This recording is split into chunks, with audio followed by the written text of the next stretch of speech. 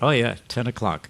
Well, welcome. Thank you all for coming. I expected you all be sleeping in this morning, if you could. But anyway, the Industrial Revolution. We are all living in the as in the fruits of that revolution, and it started in Britain, and that's what gave Britain its head start in empire building and everything else. So, in modern history, it's the process of change from the agrarian and handicraft type of economy to one now that's dominated by industry and machine manufacturing. And these technological changes introduced novel ways of working and living, and we live this now. So we think it's normal, but it really wasn't, obviously. It fundamentally transformed society, and we reap the benefits of that. And the process began in Britain in the 18th century, and from there it spread to all other parts of the world, but it gave Britain a head start in empire building and the spread of also the English language, if you think about it, because it's one of the dominant languages, the UN and elsewhere, and it's because of the British Empire in so many ways. Let's try to imagine life before machines, with no modern conveniences at home, no cars, planes, trains, no phones, no cell phones. I don't know what we'd do without that. Before the Industrial Revolution, everyone was involved in really back-breaking labor to exist. Look at certain areas. Agriculture. Agriculture was really human labor with occasionally some horses to help you, but really you did a lot of the labor yourself. Industries that we're going to talk about, such as spinning and weaving, all old-fashioned spinning wheels, hand looms, and mainly a female occupation in the home, not elsewhere. And if you think about the building materials that were out there, wood, stone, some handmade bricks, but that was the source of building material. There was no metal, there was no steel. And of course, domestic work in the kitchen was very much limited compared to what we have now with refrigerators, stoves, etc., microwaves, to say the least. One of the early sources of power for the world was water power, and it was used mainly in water mills to grind grain. Say that 1,000 times. Grind grain. Anyway, and there was paddle boats to move people around, and that was much more efficient than sails, but you couldn't get very far if we all had to do that back-breaking labor. Wind power was there to some extent. It was particularly helpful to drain swamps and to make the wetlands more amenable to agriculture. But it wasn't until we get to the 1700s when we finally get some new fuel. So in 1700, the fuel required, back-breaking human labor and animal labor. Around 1750, they found an extra source of energy, and that's the one we're still using, fossil fuels, coal, oil, and natural gas. And luckily, Britain was advantaged with its ability to have a lot of coal. Now, there was still a lot of back-breaking labor with coal because you had to go down, dig a mine, and then somehow get the coal up to the surface. And this is one of the ways that you would do it, pushing a cart full of coal or dragging a cart, etc. Here's a map of England where it indicates the areas where most of the coal in Britain was found. And on the right, you'll see the coal mining areas with major mines in central Scotland, near Glasgow and Edinburgh, and many other smaller towns. But it's really quite well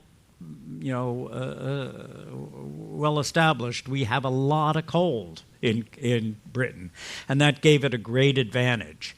And this is the really good chart. To fuel factories and transportation, the growing need of energy from coal, and the orange bars in this graph show the dominance of coal in the British Isles. So they had a good advantage to start with when you figured out that coal was going to be a great fuel to power things. The one problem with coal mining is that you had to dig fairly deep in many ways. And if you look at this chart, you'll see the mines sometimes filled with water, since you were below the water table in most cases. And horses pulling up bucket of water would work, but it wasn't very efficient, to say the least. So we needed some way to get the water out of the mines so that people could dig the coal.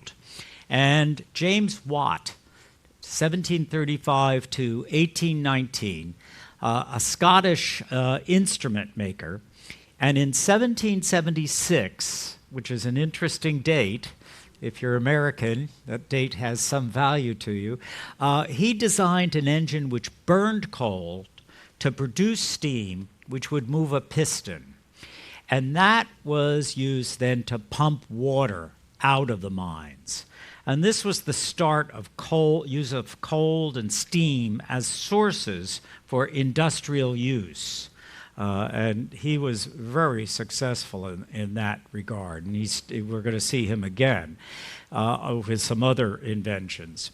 Now, during this Victorian era, Edinburgh, unfortunately, earned the nickname of, and I can't pronounce it right, Old Reekie. And Old Reekie was due to the smoke from the steam engines and the coal-burning pollution of the Industrial Revolution. It's a great advantage, but it comes with some negatives, obviously, because if you inhale that smoke, who knows what kind of respiratory diseases you might end up with. So, efficiencies in agriculture we talked briefly about when we talked about the potato famine in Ireland. Efficiencies in agriculture were greatly increased by the new machinery and the advent of better farming methods, such as the crop rotation method that I talked about. So this agricultural revolution impacted Britain very strongly, and much, much sooner and much faster than it did Ireland, which is why the potato famine was primarily an Irish problem for a long while, until they solved it with the blight getting better and the machinery to get rid of it. Anyway, the textile industry also benefited from the technological inventions of the Industrial Revolution. They had used human power to spin cotton fibers into thread on spindles and to weave cloth on looms. And it was mainly tedious and time-consuming work, which the wives and women did in their homes.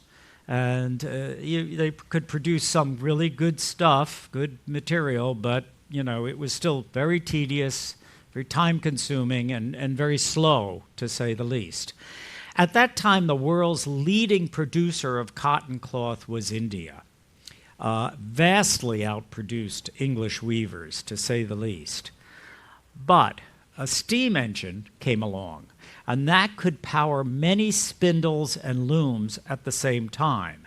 But it did compel people to leave their homes and work in a factory. They'd have to work together in a factory. So it changed the nature of work altogether. These people, though, that contributed to the development of the steam engine, there were several of them, but in 1765, James Watt had created the most efficient steam engine of the time. And the greater efficiency of steam power prompted new inventions to speed the process of spinning and weaving. And so we have a roller spinning frame.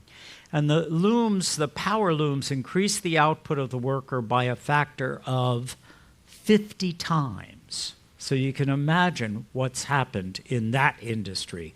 And we have something like this, flying shuttle, I think there's got a lot of names for it. It was a much more streamlined way to send the threads back and forth in the weaving process. And so it was invented in 1733. The flying shuttle doubled the output of the weavers, to say the least. And then in 1764, we have the first really practical spinning frame with multiple spindles. And in fact, if you can get this, they claim that this increased the output of workers by a factor of 500. So, needless to say, we're used to industrial productions, but before it was individual backbreaking, labor. Eventually, all of this was put together in what we now know as the modern manufacturing factories, a cotton mill, from horsepower to water power, and then finally we had steam power to drive the whole textile industry. Flax was also important, and Scottish linen made from flax became a major export that they had to England from Scotland. By 1770, the Scottish cotton fabrics, or muslins, challenged the dominion of Indian Muslims. And so more material, finished material, came out of Scotland than England, than was coming out of India. And we really put them to the test. In the 19th century, Belfast became which we were just at the other day, became Northern Ireland's preeminent industrial city. It had linen, it had heavy engineering, it did have tobacco work, shipbuilding. And Belfast became the fastest growing urban center in the United Kingdom. And this photo just shows the flax fibers being soaked to improve their strength and make them less prone to breakage in the process of spinning the fibers into threads. This chart shows that over just 50 years, the total number of power looms increased more than 100-fold. Quite amazing. Industrial Revolution, when it hit, was so obvious, it just took over very, very fast. And it had a big influence on population also, and GDP. Here's GDP. The mechanization decreased the cost of a cotton cloth. You could not quite equal the quality of a hand-woven Indian cloth, but the high productivity of the British industry, that manufacturing eventually destroyed the Indian industry. And as you can see from the steep curve on the chart, upwards of the UK GDP after the 1850s just skyrocketed. It's the first country in the world that had the benefit of these great inventions. We also then, in the 19th century, had the invention of the steam locomotive. It was a Cornishman who invented this, and he had learned his craft when he was in the Cornish tin mines that we had talked about on the first lecture. Again, everything, you learn one thing in one area and you can use it in others. The reduced fiction allowed railroads to surpass wagons for transportation of your finished products or even your raw materials. At first, it was that carriages were on rails pulled by horses, then steam engines replaced all the horses. Again, quite an advance. And in the years between 1840 and 1852, there were a significant number of new rail lines added. This is about 1840. And you can see the lines centered mainly in London, extended only about a dozen cities around London and some towns in Britain. And it went only as far north as Newcastle and Carlisle. I underlined that in green there so you could see where. Okay, so let's just take, in 1845, we have a spider web of 2,440 new miles of railroads. 30 million passengers were being carried in trains, All right? And by 1852, just 12 years later, the number of lines kept expanding and provided transportation to so many more British towns and to the outer reaches of England. And importantly, they also went into Wales and Scotland, including, but not limited to, Newcastle, New Haven, Edinburgh, Aberdeen, Glasgow. These new train lines greatly expanded the speed at which people and goods could move from one part of Great Britain to the other, and provided great growth potential for those newly industrialized cities and towns. I mean, it's hard for us. Here we are. We're all the way in Europe. We flew here. Some of us took trains.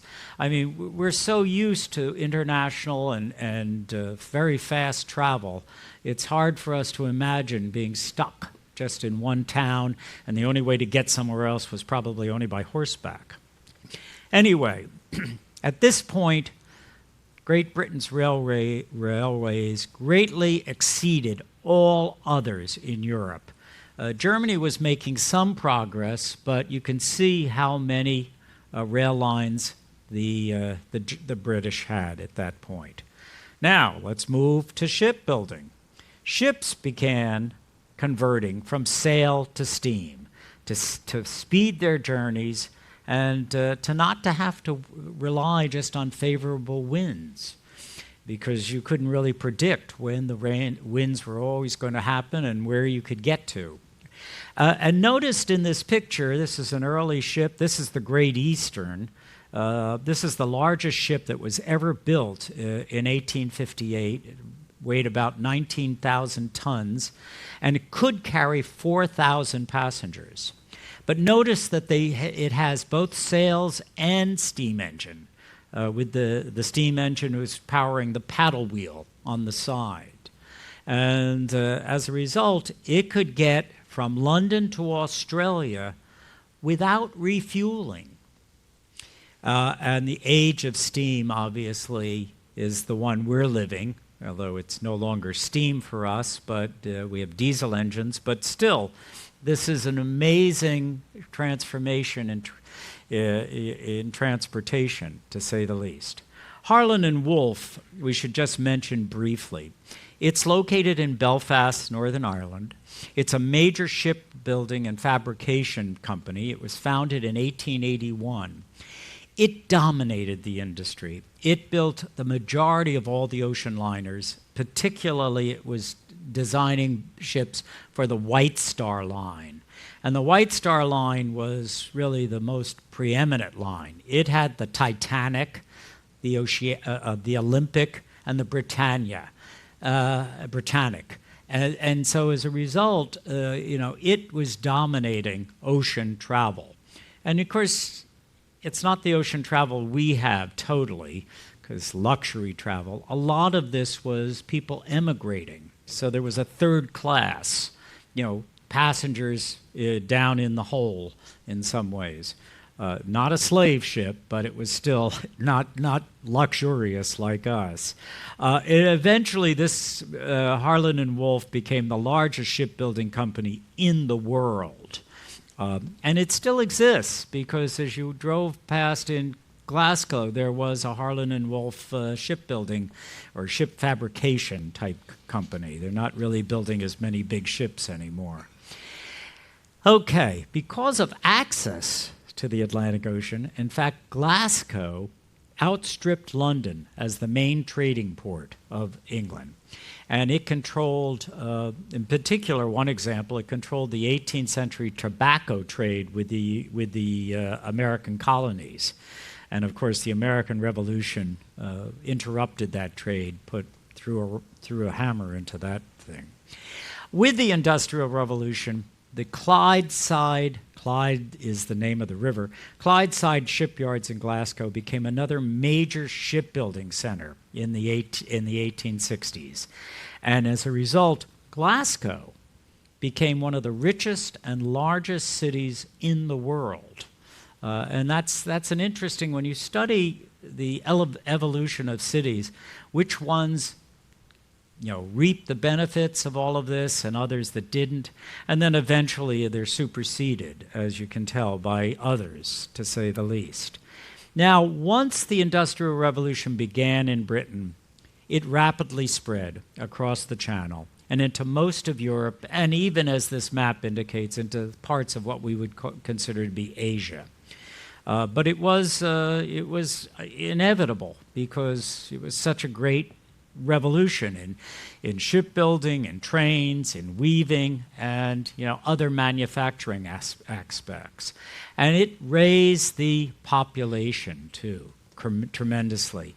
The UK was still far ahead of other countries in the 1800s, and US was just trying to catch up. But here's the industrial action in the Great Britain compared to all the others. And it's quite amazing. So these two next maps are sort of fun because it gives you an idea. This is England in UK in 1715. And if we look at UK pre-industrial, and that's what it is in 1750, it's got a relatively low population. Most rural and farm workers were lived outside the urban areas. There was only one major city, which was London, and it was still a small town by today's standards, as you can see from the thing. And there was a very high mortality rate and a very short lifespan. People were dying in their late 30s. By 45, you were pretty old. And so I think the rest of us here are very happy that we don't live in that era, that's for sure. Now, let's get to 1900. This is after the Industrial Revolution. The population in England went from 11 million to 40 million. The percentage of people living in the cities grew from 20% to 80%. Only 20% live in the farmland in 1900. And if you look at it today, it's way less. Even in the United States, we're talking about numbers in the single digits that are people that are doing farming. The growth of factories and warehouses provided the solution, in some ways, to starving on the farm. London was the only city with more than 10,000 people. It now had a population of 6.5 million. And many other cities had population of 650,000 to about 1 million. The lifespan increased from the 30s to 45, 50 years. Infant mortality was still high, but we were on the way with new medicines and new information, to say the least. Now, look at the dotted line. This is a blurry map, I apologize, or chart. But look at the dotted line at the bottom, and you can see there are minor ups and downs until the Industrial Revolution in the 1800s. Population growth took a giant leap, as shown by the highlighted yellow line there. And life expectancy, GDP, energy capture, war-making capacity, and even democratic living all increased as a result. So thanks to the British Industrial Revolution, we live in a world with much greater standards of living, very high productivity, and of course all the modern conveniences that we really can't live without in most ways. And it is surprising how dependent we are if the power goes out in a hurricane, tornado, or some other thing. It's amazing how dependent we are on the power. And our ancient ancestors did not have anything like that, to say the least. And so it's always hard to envision what life would have been like before this Industrial Revolution, and we have to thank Britain for it, to say the least. So let's cover some examples of how the Industrial Revolution transformed population hubs, and specifically to talk about a few of the cities that we will visit on the remainder of this cruise that we haven't already discussed. So Aberdeen, we're not going to really stop in Aberdeen, but we're going to pass by it. A very major, busy seaport, the British center of the North Sea oil industry, and the commercial capital of northeastern Scotland. Its primary industries were once fishing, textiles, shipbuilding, and paper making. But today, its economy is focused on the oil industry. It's grown much more diversified today, even to include electronics design and renewable energy resources. Eventually, I guess if we use solar power and wind power and geothermal power and the rest, there'll be less dependence on oil and natural gas. But for the moment, we're still dependent on coal, not as much, but natural gas and oil, to say the least. Edinburgh, that's the capital of Scotland, and it's located in southeast Scotland, near the southern shore of the Firth of Forth. It's hard to say that many times. Firth of Forth. Edinburgh absorbed surrounding villages and the Firth of Forth ports between 1856 and 1920. From about 1830 until World War I, Edinburgh developed as an industrial center. I mean, we think of it today as the capital of education, universities and the rest, but it was a major industrial center. The city's industry included, and I'll have to just read this, baking, brewing, distilling, book printing, wire drawing, coach building, and the manufacture of machinery for paper mills, and later, and into more modern times, eventually the chemical, pharmaceutical, and rubber industries. And when you go to Edinburgh, you still can see some remnants of those factories and the rest. But, the town is obviously a very beautiful town now, and it's the capital. So it's got other things in it that is not dealing with just industry and the Industrial Revolution. But, well worth seeing, and I think we have some tours that will get you there from our stops. Newcastle upon Tyne, which is, I think I'm pronouncing that the river, by 1800 had become an important industrial and a financial center in England, with expanding ironworking and glass-making industries. Now, the River Tyne became a major focus for shipbuilding because they could get the ships up there, build them there, and they could sail out. And Newcastle shipyards were among the largest ship repairing centers in the world. And although that activity has declined by the late 20th century, the associated marine and heavy engineering industries are still there, and they still play a major important role in servicing Britain's offshore oil and gas fields. They translated their shipbuilding and other skills into other things for the oil industry. The present economy rests mainly on the city's function as a major service and financial center, and you'll see a lot of that when we stop there. So we'll be as we get out of the rough water in the north and the Orkney Islands, etc., and come down on the east coast, you'll see it's got some major industry, to say the least. So with that, that's really the story of the Industrial Revolution in Great Britain and United Kingdom. It was invaluable. It was the first place. It gave it primacy that allowed it to eventually, that's why the British had the biggest empire really in the world. That's why the English language is so dominant, because of so much of this Industrial Revolution. We tend not to think about that. Because it's in the past, but it's not in the real ancient past, and we're so dependent on it. It's second nature to us all. I love to hear the complaints when the power goes out, because it's impossible for so many of us to exist. We are so dependent on not just push the button and you get electricity, and that's pretty good. Instead of us having to go out and collect wood, bring it back in, put it in a fireplace, go out, dig coal, some fire, or my grandparents, who were very English, had a coal chute in their original house. And the coal truck would come up every day, every week or so, and dump a whole slew of coal into their basement, into the coal chute. Then they'd have to, shovel it occasionally to make sure they get it in the right boiler, etc. But anyway, so I saw a little bit of that in my youth, but obviously from that point on there was no cold.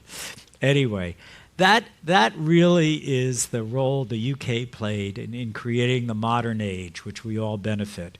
The next lecture could be this one. Oh no, not that one. That's we didn't correct this. We didn't correct this, did we? No. Okay. We have to correct it. Okay, go back. There we go. I'm going the wrong direction. Okay. Here's the expert. You depend on a technical expert. I do. And anyway, the next lecture will either be the Battle of Britain, or Battle of the Atlantic, the U-boats against the Royal Navy, or I will finally get to, because we're going to come down the east coast of Great Britain, I'll talk about the Vikings, the Norse, and the phenomenal influence that they've had on all of us in this room. The great adventurers, you know them as raiders, destroyers of people. They attacked monasteries in particular because that was an easy source of wealth. But we tend to forget that they colonized, they settled. And so many of us in this room probably have about 25% of our genes are Norse genes, Viking genes, so to speak. And, they really were extremely successful.